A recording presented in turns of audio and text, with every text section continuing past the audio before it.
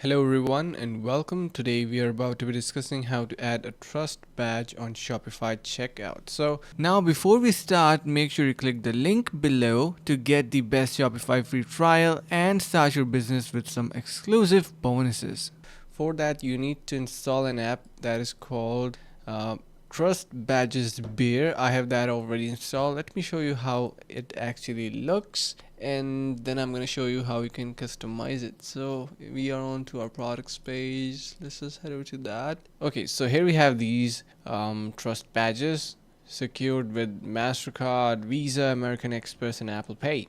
Let's just go back and just quickly learn how you can easily modify this. So in apps, head over to your trust badges pair. You can incorporate different icons. So it do not play any purpose. It's just for the you can say like credibility and builds trust between your customers and you, so they have an idea that it is a trusted platform. You can select different badges. A lot of them are here. So that is pretty much it for this video, and hope this video was helpful. Finally, make sure to click the link in the description below to take advantage of our exclusive Shopify free trial to start your business right away.